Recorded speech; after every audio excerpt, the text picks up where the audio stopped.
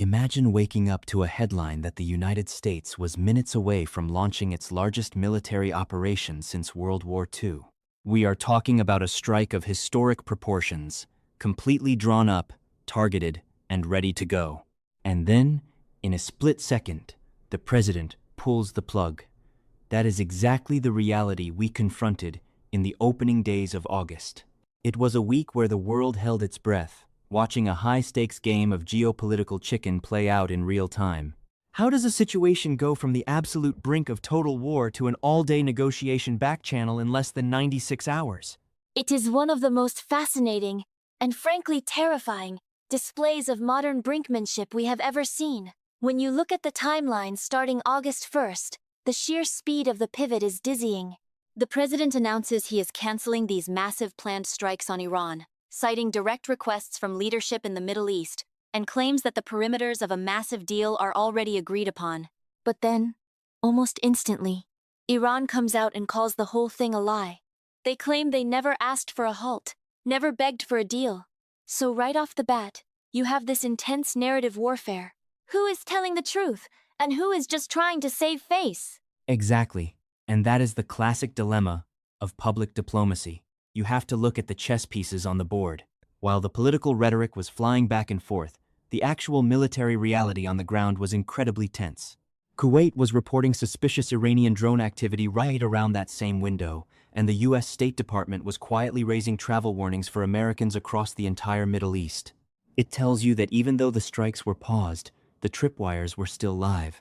Everyone was on high alert. That drone activity is a critical detail. In geopolitics, actions always speak louder than press releases. While the diplomats and leaders are arguing in public, the military assets are testing boundaries, gathering intelligence, and signaling readiness. The State Department doesn't issue heightened travel warnings on a whim. They knew that a single miscalculation, a single stray drone, or a nervous commander pulling a trigger could have reignited the entire crisis in an instant. It was a classic pressure cooker scenario. And the pressure only cranked up as we moved into August 2nd and 3rd. The rhetoric took a dark, incredibly aggressive turn. The president went from talking about the perimeters of a deal to issuing a literal 24-hour deadline, backed by threats of high-intensity action and what was described as decapitation. That is about as extreme as military language gets. How do you analyze that sudden escalation?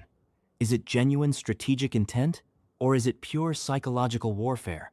It is a textbook application of what international relations theorists call the madman theory. You make your opponent believe you are volatile enough and aggressive enough to do the unthinkable, thereby forcing them to the negotiating table.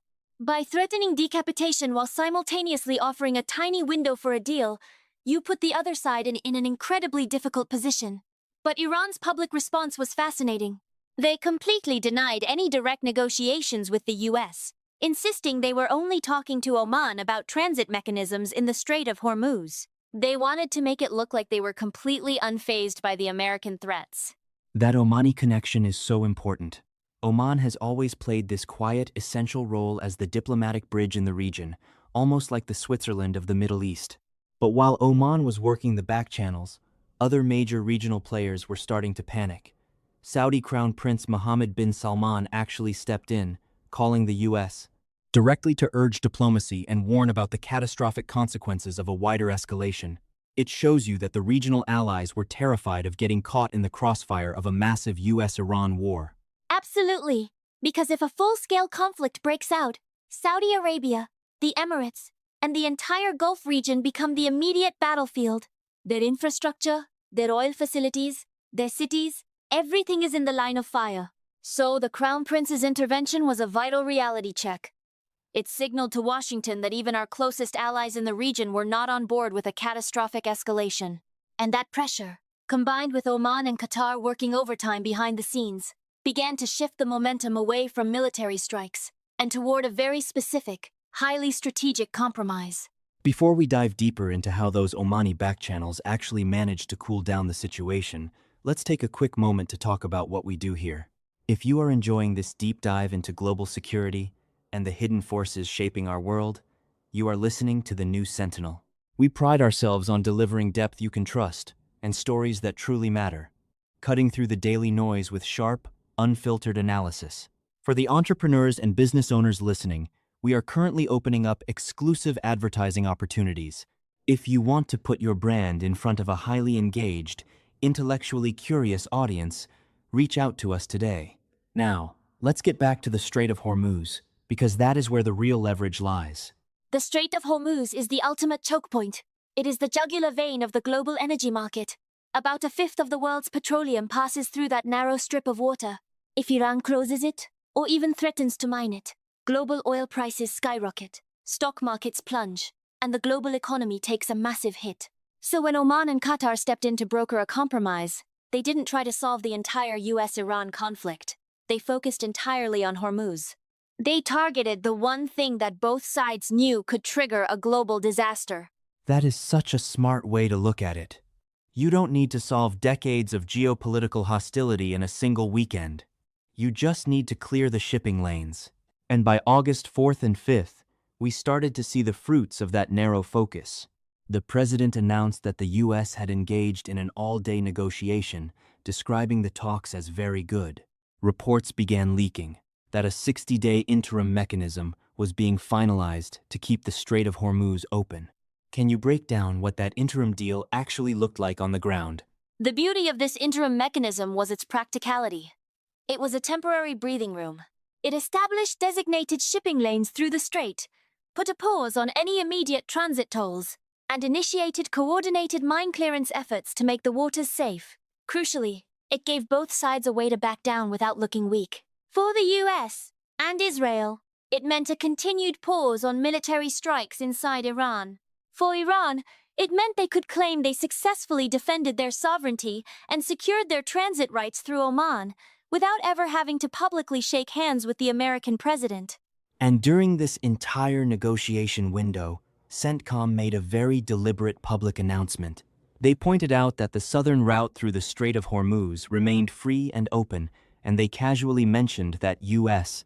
forces had assisted over 1,000 vessels in the area over the previous 3 months. That feels like a very calculated flex. It is the U.S. military saying, "We are cooperating with the diplomacy, but do not forget who actually patrols these waters." It was the iron fist inside the velvet glove. CENTCOM wanted to reassure global markets and shipping companies that the U.S. Navy was still the ultimate guarantor of maritime security, while also reminding Iran that the military option was never truly off the table. It is a delicate balance of deterrence and diplomacy. And it worked. By August 6th, the pause in major strikes was holding. The Omani-mediated talks were moving toward a joint statement, and oil prices, which had spiked wildly at the beginning of the week, finally began to moderate. The immediate crisis had been averted. It is an incredible sequence of events. But when we step back and look at the bigger picture, it leaves us with some really profound questions about the nature of modern conflict. We are living in an era where the boundary between war and peace is incredibly blurry. One day, we are on the verge of the largest military operation in 80 years, and 3 days later, we are talking about maritime transit lanes and mine clearance protocols. Is this constant high-wire brinkmanship going to be the new normal for global security? I think it is.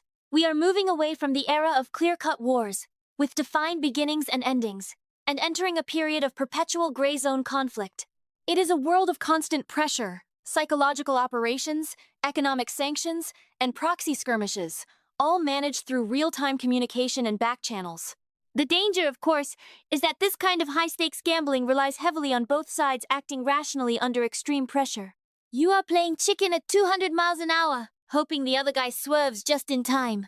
This time, Oman and Qatar managed to build an exit ramp, but the next time a crisis flares up in the Strait of Hormuz, we might not be so lucky. It really makes you realize how fragile the systems keeping our world running actually are. A few square miles of water can dictate the economic stability of the entire planet, and the decisions of a handful of leaders in a closed room can change the course of history in a matter of hours. It is a sobering thought to leave our listeners with today.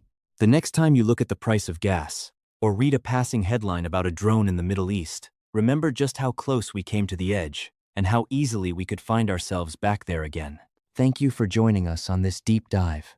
Stay informed, stay vigilant, and we will see you next time.